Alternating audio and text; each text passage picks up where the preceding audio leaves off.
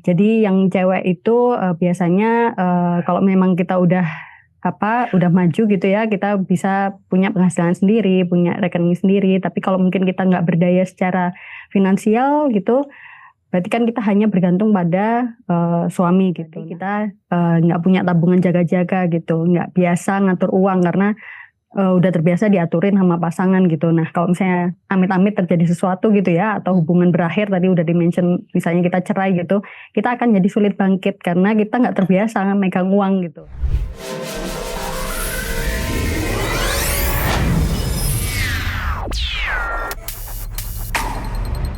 Halo teman KBR, selamat datang di Uang Bicara. Ada saya Puri Anindita. Bisa jadi di titik ini teman KBR tuh udah gak asing ya dengan istilah toxic relationship. Tapi gak banyak juga yang sadar kalau ternyata salah satu racunnya bisa datang dari urusan financial atau finansial. Financial abuse atau ada kata lainnya economic abuse sering gak disadari karena bentuknya halus banget dan gak harus berupa larangan atau ancaman, tapi dibungkus kata-kata kayak gini nih. Ini kan buat kebaikan bersama atau biar kamu gak capek mikirin uang. Padahal ternyata di balik kata-kata itu bisa aja ada dominasi atau bahkan kontrol yang gak sehat. Ini terjadinya sama siapa sih? Bisa sama pasangan, bisa juga datang dari orang tua, dari saudara atau keluarga sendiri. Nah, supaya kita bisa paham lebih jauh apa yang bisa dimitigasi, jangan-jangan nanti kalau masuk ke ranah hukum seperti apa, yuk kita ngobrol sama Certified Financial Octavia Reniar Putri, biasa disapa Mbak Opi, yang akan bantu kita bedain mana pengelolaan uang yang sehat bersama dan mana yang udah masuk zona bahaya. Halo Mbak Opi. Halo, salam kenal, aku Opi. Salam kenal, makasih udah mau diculik ngobrol hari ini sebentar aja. Ini buzzword yang udah mulai sering dibahas lah akhir-akhir ini, tapi juga masih banyak yang belum paham. Jadi kalau dari POV-nya CFP sendiri nih Mbak Opi, apa sih definisi praktis dari financial abuse? Oke, mungkin aku akan coba jelasin dengan cara sesimpel mungkin gitu ya. Karena kan kita udah tahu banyak nih soal physical abuse gitu ya, verbal abuse gitu. Tapi sebenarnya mungkin kalau dari sisi finansial itu ada. Jadi sifatnya itu ini juga udah termasuk kekerasan gitu ya, tapi halus, bener kata-katanya Mbak Puri tadi. Tapi bentuknya itu seperti misalnya dia atau mereka gitu berusaha mengendalikan kita atau memanipulasi kita gitu ya. Yang jadinya kita itu nggak punya kontrol lagi nih terhadap keuangan kita, dan kita jadi merasa nggak aman. Kita nggak safe karena kita jadi mungkin efeknya nggak punya pegangan uang gitu kan, nggak bisa kelola uang kita sendiri gitu, padahal kita juga yang bekerja gitu misalnya. Terus kita juga mungkin dapat tekanan dari orang lain, kita dipaksa atau segala macam. Nah mungkin simpelnya seperti itu. Nah dengan definisi tadi, apa sih tanda atau alarm awal yang sering kita luput sadari? Dan ini versi mildnya, kalau ada gradasi gitu ya, ada versi paling halus sampai paling ekstrimnya kayak gimana tuh Mbak? Nah benar, nah tanda-tandanya itu mungkin karena tadi aku udah mention gitu ya, karena sifatnya mungkin halus, jadi kita itu harus cari tahu nih tanda-tandanya tuh seperti apa. Nah mungkin dari hal-hal yang tadi sempat di-mention juga, yang kelihatannya baik gitu ya, perhatian atau mungkin romantis gitu ya kalau pasangan, tapi padahal itu sebenarnya financial abuse gitu. Contohnya misalnya nih, kita sebagai cewek tuh sering banget kan kayak dilarang kerja, atau mungkin pas di pertengahan pernikahan kita disuruh resign gitu. Nah kalau sifatnya itu memaksa tanpa persetujuan kita, nah ini akan menjadi resiko untuk financial abuse gitu. Karena kita jadi nggak dibolehin untuk mandiri secara finansial. Jadi kita terbatas ya sifatnya. Terus bisa juga kebalikannya nih, kita si cowok nih yang laki-laki udah kerja keras banting tulang gitu ya, semua gajinya diambil alih sama istrinya gitu. Karena istrinya pengen pegang kontrol gitu ya. Padahal si suami juga merasa pengen juga nih pegang uang juga gitu. Nah ini kan butuh kesepakatan gitu ya. Nah kalau misalnya sifatnya kayak gini, terus nanti si cowok jadinya dikit-dikit harus minta izin atau harus lapor kalau mau ngeluarin duit. Padahal yang halnya receh gitu ya, nggak yang gede-gede banget, harus dikit-dikit izin gitu. Ini juga bahaya juga gitu.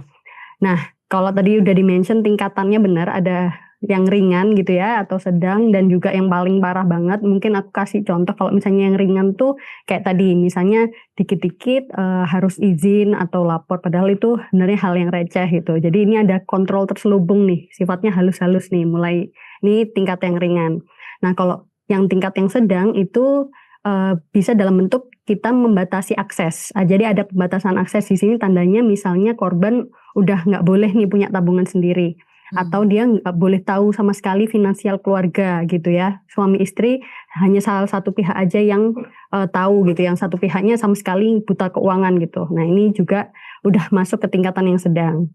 Nah kalau yang berat nih, ini bentuknya udah seperti mengeksploitasi atau memanipulasi. Contohnya misalnya korban ini kejerat masalah hukum gitu ya, atau utang akibat pasangan gitu. Jadi udah sama-sama jadi ikut menanggung. Nah ini udah levelnya berat. Kemudian yang paling ekstrim lagi itu bentuknya udah merampas ya, atau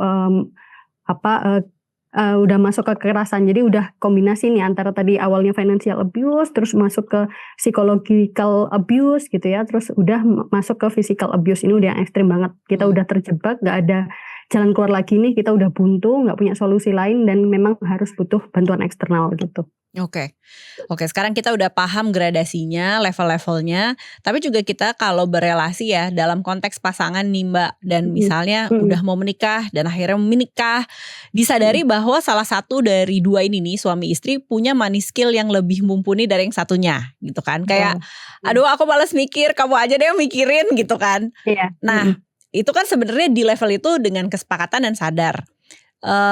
Tapi juga kita nggak mau apa yang terjadi kayak yang Mbak bilang, malah jadi controlling. Kita nggak tahu sebenarnya kita di tabungan ada berapa sebagai pasangan gitu. Gimana sih cara yang sehat mengontrol uang atau mengelola uang lah, bukan mengontrol, mengelola uang bersama ketika yang salah satu sangat tanda kutip bodoh amatan, yang satu sangat paham uang, money skill gitu ya. Di mana batasan bahwa oh ini with consent dan ini juga sehat, yang satu nih kayaknya udah harus bahaya nih, gak bisa kayak gini nih, gimana tuh? Betul. Nah benar kayak katanya Mbak Puri tadi, kalau misalnya memang kita merasa pasangan kita lebih jago atau mungkin lebih pinter ngatur keuangan, ya silakan aja gitu ya. Intinya kan sehat atau manipulatifnya itu kita lihat dari akses terhadap keuangannya itu sendiri, apakah transparansi atau enggak gitu ya. Apakah transparan dan mereka dua-duanya sepakat atau enggak. Jadi sebenarnya nggak apa-apa salah satu pihak itu mungkin yang bagian ngatur uang gitu ya, tapi salah satu pihaknya lagi itu juga harus tahu gitu ya, uang ini geraknya kemana, dikelola kemana, dibuat apa aja, itu tetap satu pihak ini harus mengetahui gitu. Nggak boleh sama sekali satu pihak yang ngelola dan nggak tahu sama sekali, itu bahaya sih. Oke, dimengerti. Oke, nggak apa-apa. Selama aksesnya kita bisa, terus kita tahu nih geraknya kemana. Jangan kayak buta-buta banget gitu ya. Jadi misalnya kita juga bisa ngasih saran kan, misalnya ternyata oh ini beloknya salah nih, kita walaupun nggak ngerti-ngerti uang banget, tapi kan kita juga bisa ngasih masukan tuh, boleh gitu. Oke, nah sekarang mau lebih praktikal atau case by case nih ya. Ketika misalnya dalam berelasi menikah atau romantis gitu, ada skenario ekstrimnya misalnya gini, aku udah gak cocok nih sama dia gitu ya dalam pernikahan, terus aku mau berproses cerai aja, baru mau berproses nih ya Mbak ya, belum ketok palu. Ternyata salah satu pasangan yang lebih punya money skill dan punya kontrol ini ngebawa semua uang tabungan, dikuras lah. Terus misalnya nih menggunakan kartu kredit atas nama kita untuk dia pakai aja, dia yang pegang fisiknya nih. Padahal kita nggak kasih izin, tapi memang masih dalam status legalnya suami istri. Ada nggak yang bisa dimitigasi di skenario yang seperti ini? Nah, oke, menarik banget ya pertanyaannya ya, berat ini. Dan pasti semua orang mungkin akan atau ya nggak kita nggak harap itu akan terjadi gitu ya. Cuma resiko itu pasti ada gitu. Nah, mitigasinya itu misalnya kok udah ada mulai tanda-tanda seperti itu dan kita udah memang ngerasa nggak cocok dan memang kita tahu ya gitu kartu kita dipakai gitu. Nah ini kita harus mulai kumpulin buktinya.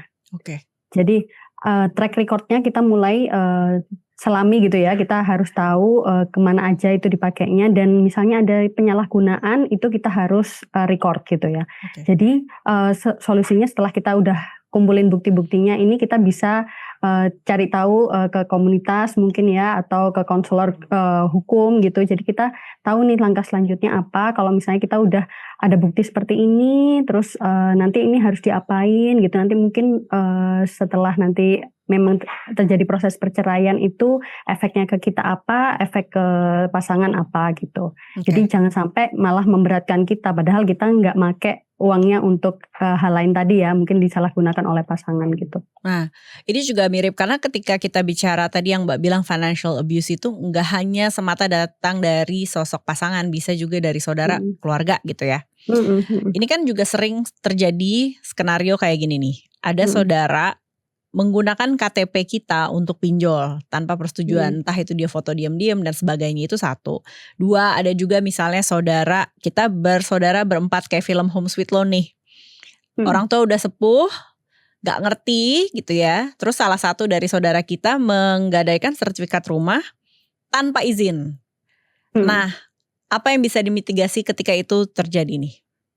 Nah, ini lebih sulit lagi levelnya karena kan ini keluarga ya gitu. Kalau misalnya pasangan mungkin jalan hukumnya lebih gampang gitu, karena kalau keluarga tuh pasti ada sisi emosional kan, karena kita ada ikatan keluarga tadi. Nah, kalau misalnya hubungannya dengan kayak sertifikat tanah atau apa, itu sebenarnya kita bisa blokir sementara gitu. Jadi misalnya kayak itu belum terlanjur untuk proses lelang dan segala macam, itu bisa kita melakukan blokir sementara itu. Tapi lebih agak sulit kalau misalnya memang itu udah terlanjur tadi ya, udah masuk proses lelang dan segala macam, itu memang berpacu dengan waktu gitu. Kita harus kejar-kejaran untuk membatasi itu sampai proses dealnya itu. Nah, kalau misalnya memang udah terlanjur terjual ya memang itu harus ini ya, pendekatannya harus one on one gitu, maksudnya ke yang mungkin udah membeli dan segala macam, memang harus duduk bareng untuk solusinya seperti apa gitu.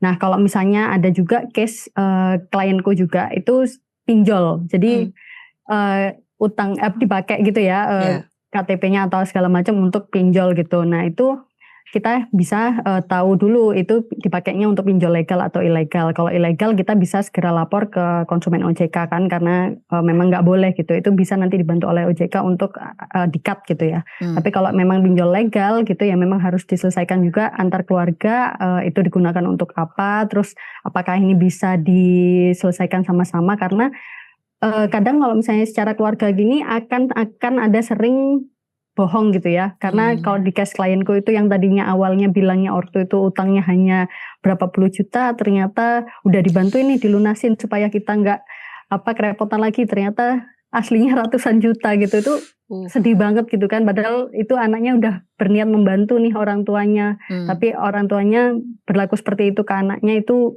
financial abuse yang udah termasuk berat sih. Ya ampun, aduh, ini menjadi pengingat tuh kita semua, mudah-mudahan tidak terjadi ya sama teman KBR, tapi kan ini maksudnya mau belajar gitu.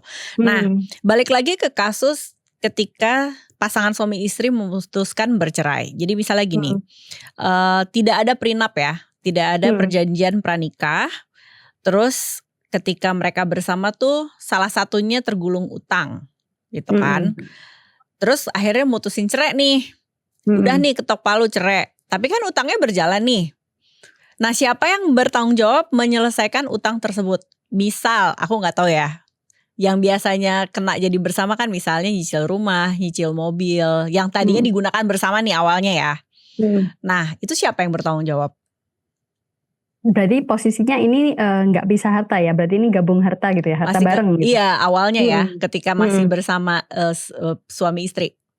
Nah, kalau misalnya memang itu utang yang terjadi selama pernikahan, itu benar kata Mbak Puri. Jadi nanti ketika cerai itu proses utangnya itu akan dibagi dua. Jadi memang itu karena dianggapnya utang bersama. Makanya itu tadi penting sempat di-mention untuk perjanjian pranikah ya. Jadi kalau memang kita menyadari sifat gaya keuangannya satunya lebih suka ngutang nih, kitanya sendiri nggak suka ngutang, lebih baik condong ke yang pisah harta ya, jadi aman sendiri-sendiri gitu.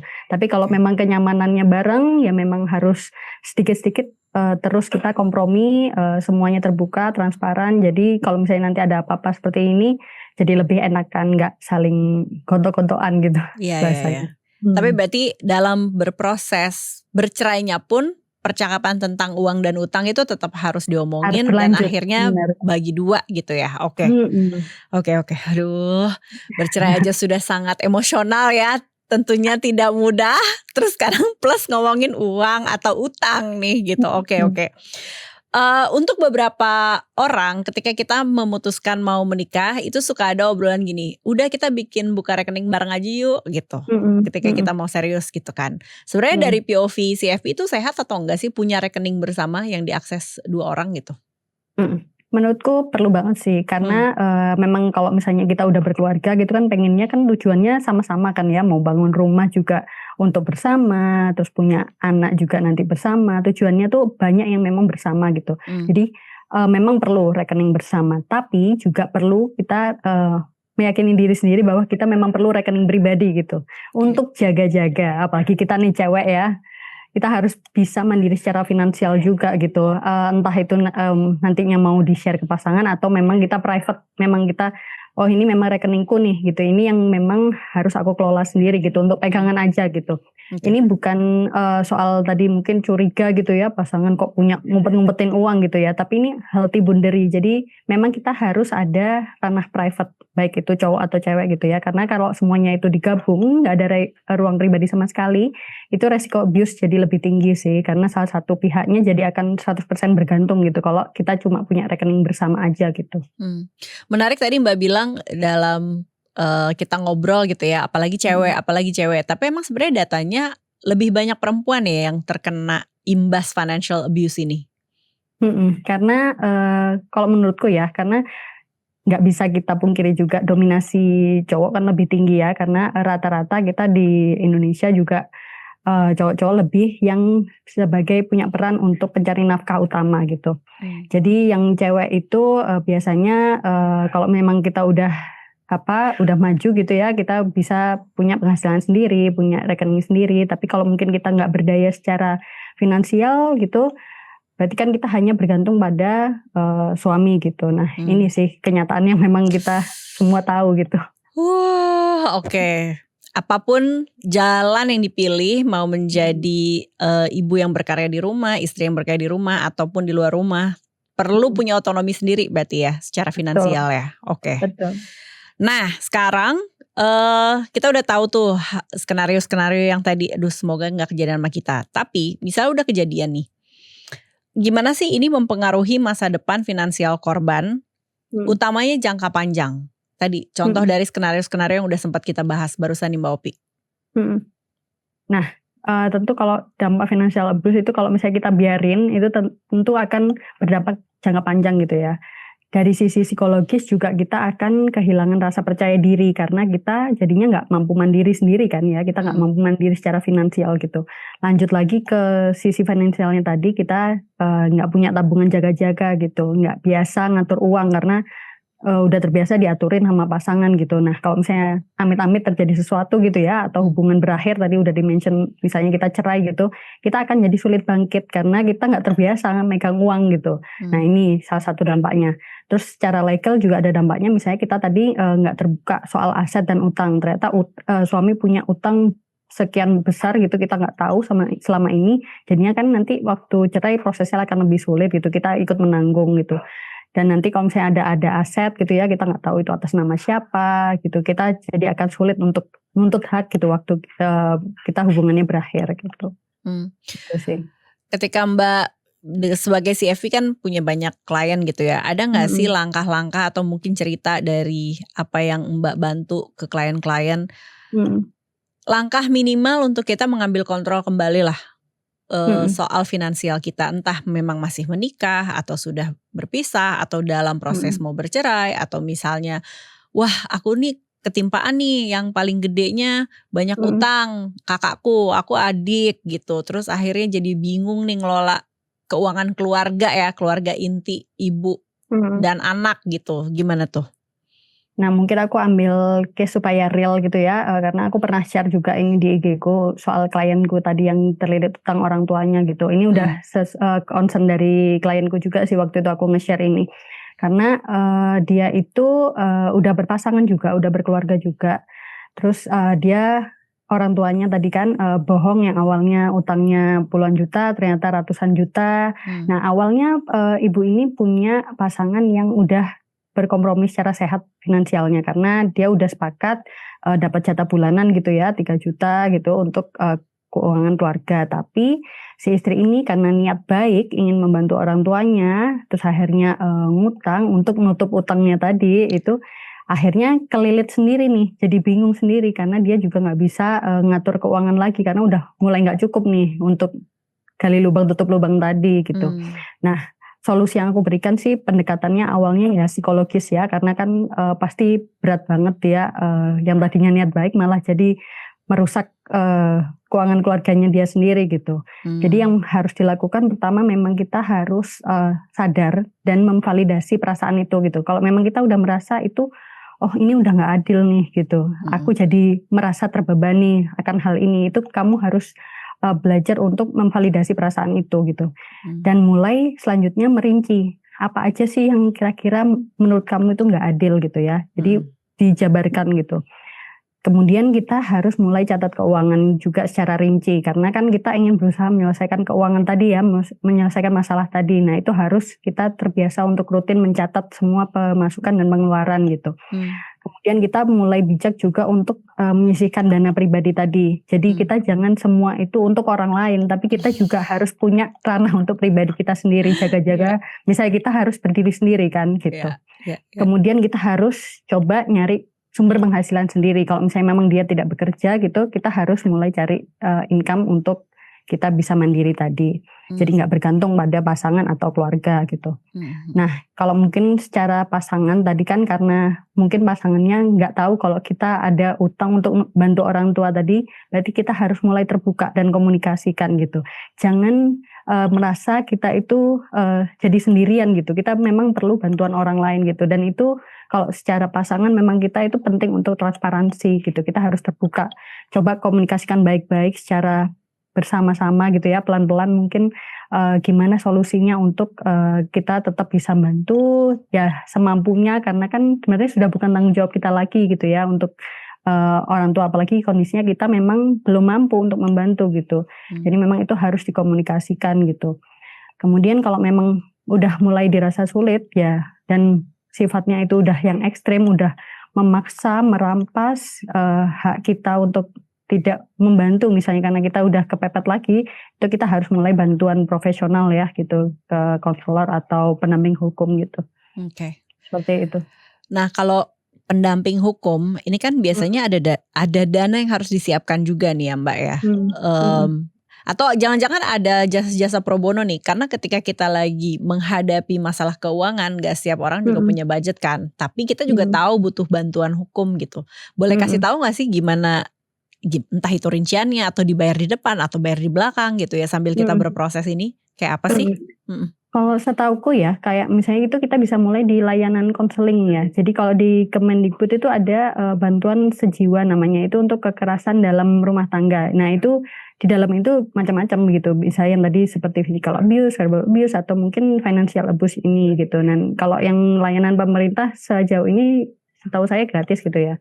Jadi bisa dimulai dari situ aja bantuan-bantuannya. Nanti mungkin selanjutnya akan diarahkan ke perlindungan hukum yang lainnya. Nah itu sih. Oke, makasih loh Mbak. Nih, ini udah nggak sadar udah mau habis nih waktu kita ngobrol. Tapi sebagai menutup episode ini yang sangat penting, Mbak mau bilang apa sama teman KBR yang bisa jadi sekarang sedang merencanakan pernikahan atau justru jadi sandwich generation nih karena orang tua menua, kita yang harus kelola sendiri, memastikan diri kita tercover, orang tua kita juga bisa hidup nyaman, belum lagi tidak semua orang tua ya punya asuransi kesehatan gitu misalnya ya. Silakan nih Mbak. Oke, mungkin makasih Mbak Puri udah ini ya ngajak diskusi yang berat banget tapi memang penting banget untuk kita tahu semua gitu ya. Karena financial abuse itu bisa terjadi secara diam-diam gitu. Bahkan situasinya walaupun dengan niat baik tapi malah berujung kitanya sendiri yang kerepotan gitu. Jadi penting banget untuk kita itu bisa memastikan keterlibatan semua pihak gitu ya dalam keputusan yang besar gitu. Jadi jangan sendirian aja gitu. Terus kita nggak boleh merasa bersalah kalau memang kita pingin mengatur keuangan juga gitu. Jangan takut-takut kalau kita harus menyampaikan ke pasangan atau ke keluarga kalau kita juga pingin mandiri secara finansial gitu. Terus kedepankan komunikasi sama transparansi, bukan malah kita itu nyalahin atau menjauhkan diri gitu ya dari pasangan atau dari keluarga, tapi ajak ngobrol bareng gitu sih. Oke. Mbak Opi, terima kasih banyak waktunya udah boleh diajak ngobrol. Nanti kalau misalnya teman KBR mau ngobrol lagi silahkan langsung DM aja ya. Nanti Instagramnya akan ada kok di sosial media kita. Topiknya keren-keren banget KBR. Teman-teman KBR. Semoga bermanfaat ya. Aduh amin. Makasih Mbak Opi. Sampai lain kali ya. Bye. Dadah. Pamit. See you.